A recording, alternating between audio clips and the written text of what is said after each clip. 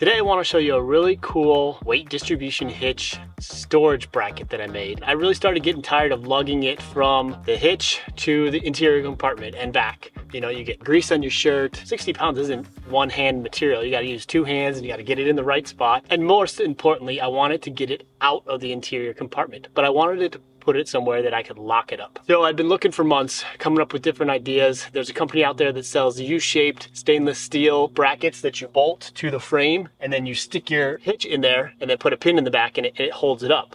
However, it's only as secure as the bolts you use, plus you're also adding screws and holes into the A-frame on the front of your trailer, and that wasn't something I wanted to do. I also came across Easy Store Hitch, and many folks bolting on hitch receivers to the rear bumpers.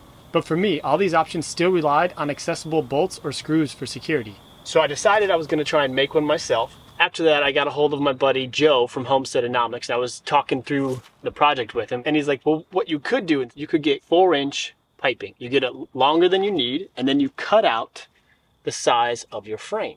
It's a no drill into the frame. I could use a jigsaw with a metal blade and a step drill bit to get the hole started. And then it's super secure because it goes up around the frame, you put the hitch through it, and then you lock it on the backside. So there's no way to get this hitch off unless you cut through the lock, which is going to be the same if it was sitting on the truck. So because of the way this drop shank is manufactured, the front of it is not square at 90 degrees. And because of that, I couldn't get the entire shank through to the other side to get the pin through. So what I had to do is I had to cut that front square, but cut it longer, and I just kept taking off little pieces until it was long enough that I could fit it through and have the pinhole come out the other side. After that, I drilled 3 holes and put some bolts in. The reason for the bolts for me is that I'm pushing up, the bolts hold it in place on the frame, so I don't have to take this bracket off. And now it lives there. So if we're gonna be there for more than a couple days, I like taking it off. I don't like running into it, getting grease on my pants. Even when you cover it with a grease cover, you still get grease all over. I just don't like it hanging off the back of the truck when I don't need it. So I'll grab the hitch grip, which is this cool little contraption I got off of Amazon. Basically it goes over the ball and it becomes a handle, a lever that allows you to one-handedly move the weight distribution hitch, which is awesome because then I have one hand to pull the pin and one hand to lift up the hitch.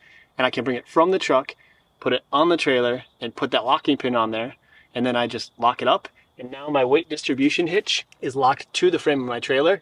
And I have no concerns about this going anywhere. It's stored up off the ground, out of the weather, and it's locked with no way except for cutting the pin off. Again, the bolts are just to keep the bracket on there when the hitch is not here. You could use it without those bolts in there. I just like to do it there because then I can leave it there all the time.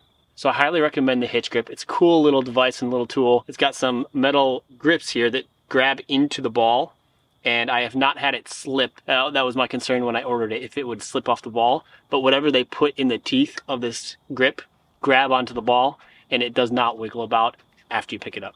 And then when you put it down, it pulls right off.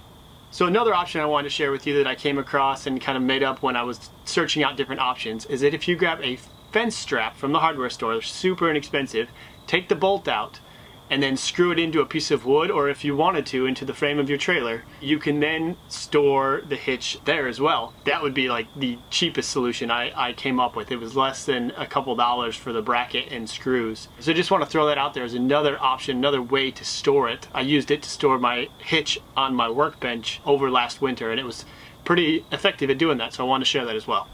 So if you gained some value from this video, you got some cool ideas on how you might be able to store your weight distribution hitch on your trailer. A no drill way that you can lock it. It's a DIY one you can do with just a jigsaw and a drill. And I think it's really gonna add a lot of value to a lot of different RVers. Until next time, I'm Joshua. Take care and happy trails.